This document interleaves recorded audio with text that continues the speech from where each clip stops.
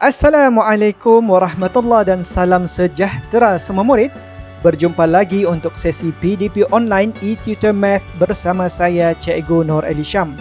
InsyaAllah hari ini kita akan sambung pembelajaran online untuk bahagian kelima pula bagi bab 9 garis lurus.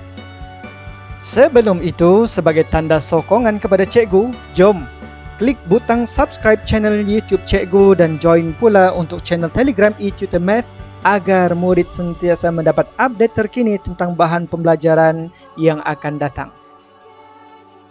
Objektif pembelajaran untuk bahagian kelima kali ini adalah cikgu harap agar di akhir penerangan ini murid akan dapat menentukan persamaan suatu garis lurus.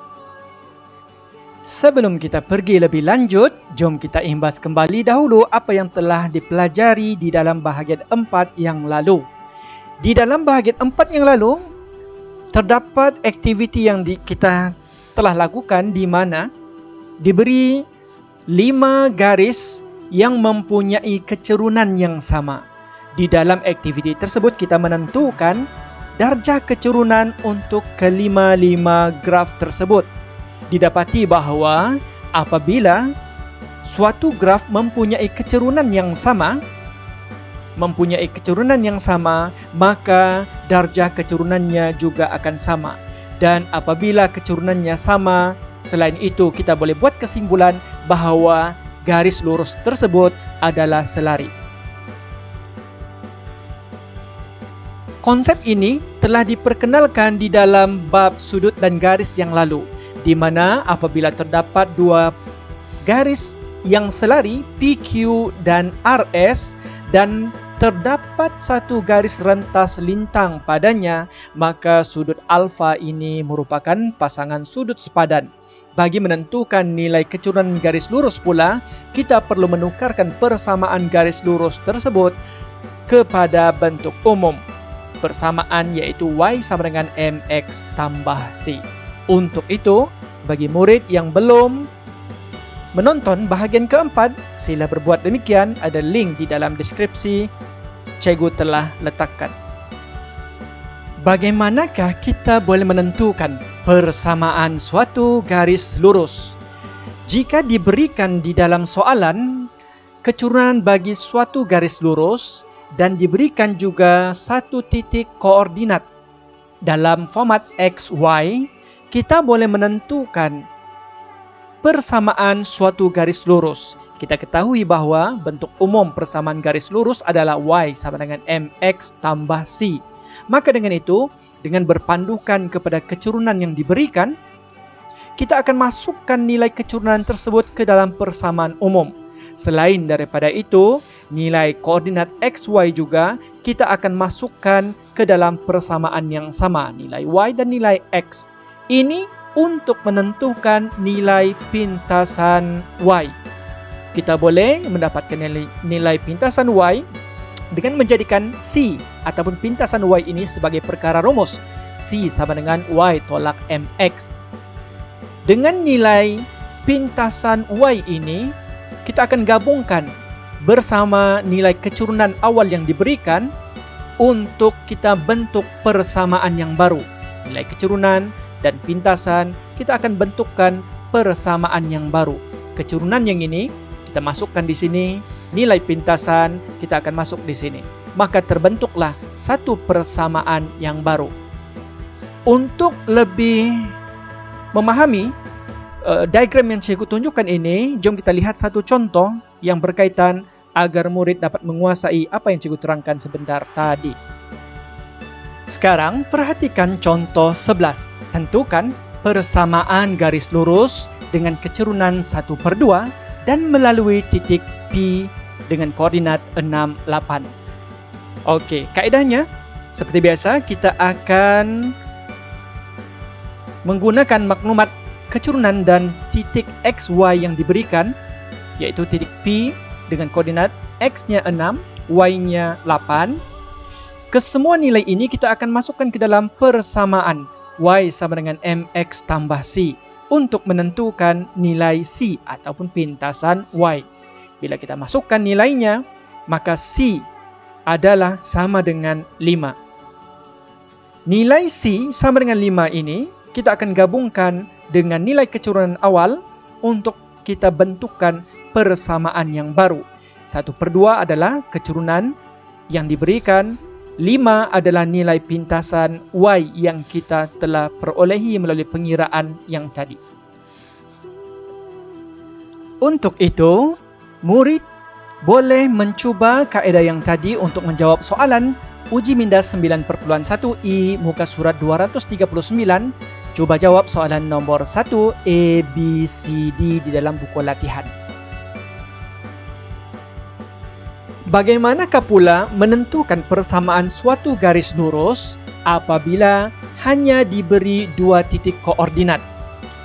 Kita akan masukkan nilai kecurunan ini berpandukan pengiraan kecurunan menggunakan rumus Y2 tolak Y1 bahagi X2 tolak X1. Setelah kita perolehi, masukkan ke dalam persamaan, dan antara titik 1 dan 2 ini kita boleh ambil salah satunya untuk kita masukkan juga nilai Y dan X-nya ke dalam persamaan. Kemudian, kita akan dapatkan nilai C, yaitu pintasan Y.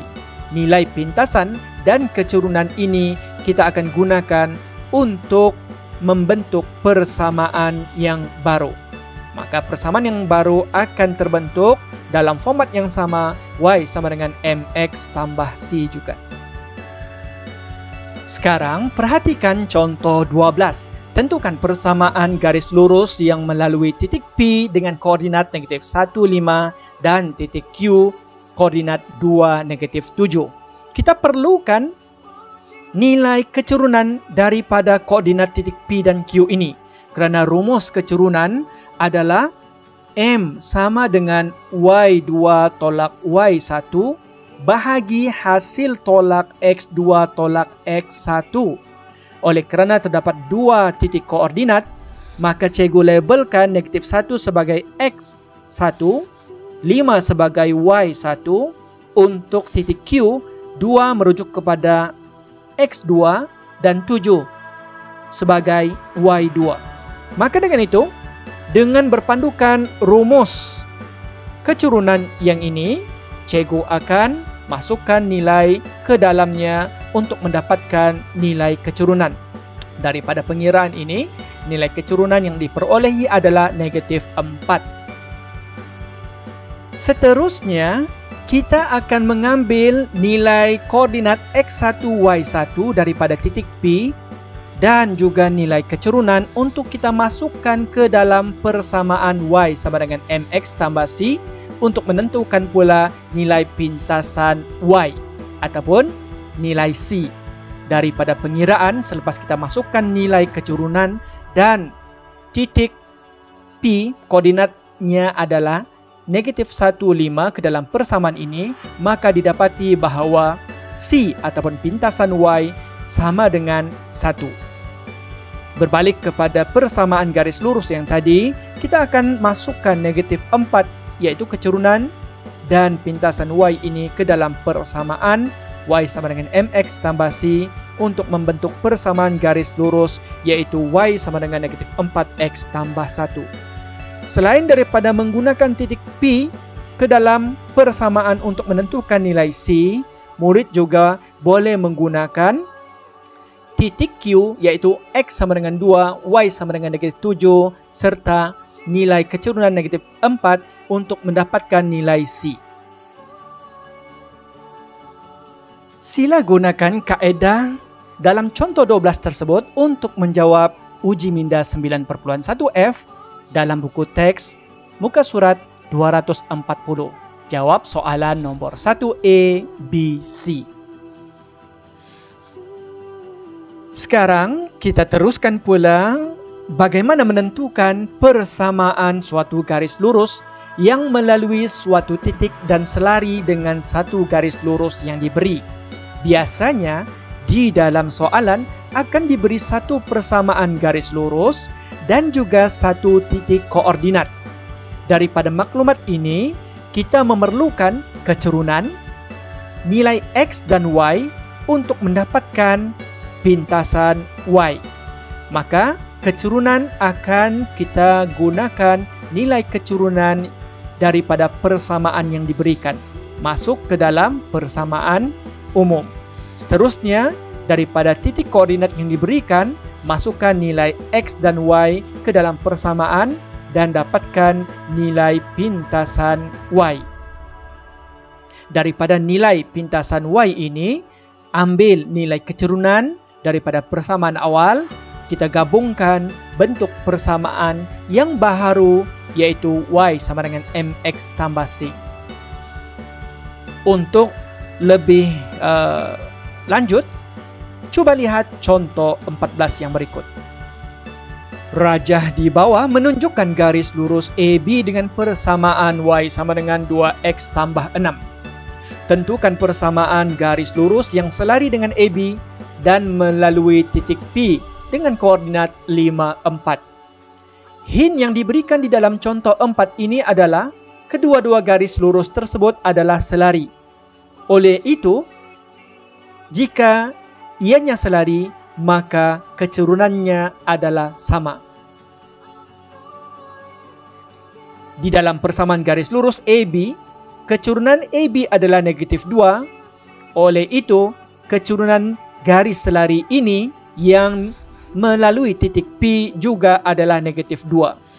Ambil nilai kecurunan dan titik P koordinat 5, 4 masuk ke dalam persamaan Y sama dengan MX tambah C. Kita tentukan nilai pintasan Y-nya. Daripada pengiraan, nilai pintasan yang diperolehi adalah 14. Kita akan gabungkan nilai kecurunan negatif 2, pintasan Y 14, kita bentukkan persamaan yang baru. Maka persamaan bagi garis lurus yang selari dengan garis lurus AB ini adalah Y sama dengan negatif 2X tambah 14. Sekarang, coba jawab pula latihan pengukuhan uji minda 9.1G ini merujuk kepada contoh 14 yang cikgu terangkan tadi. Soalan ini, soalan nomor 2, ada di dalam buku teks di dalam muka surat 242. So, macam mana? Adakah murid telah memahami bagaimana menentukan persamaan garis lurus? Secara ringkasnya, cikgu ulang sekali lagi. Bagi menentukan persamaan suatu garis lurus, kita mesti memerlukan maklumat seperti kecurunan suatu garis lurus dan sekurang-kurangnya satu titik koordinat X, Y. Ini bagi menentukan nilai pintasan Y ataupun nilai C. Daripada nilai C dan kecurunan itu, kita boleh gabungkan kedua-duanya ke dalam persamaan umum Y sama dengan MX tambah C bagi membentuk suatu persamaan garis lurus yang baru. Alhamdulillah, telah selesai bahagian kelima. Terdapat satu lagi bahagian terakhir bagi bab 9 garis lurus ini yang akan cikgu upload dalam masa terdekat, insya-Allah. Diharapkan apa yang cikgu sampaikan ini bermanfaat untuk semua murid.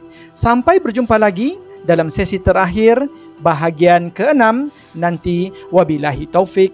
Assalamualaikum dan terima kasih.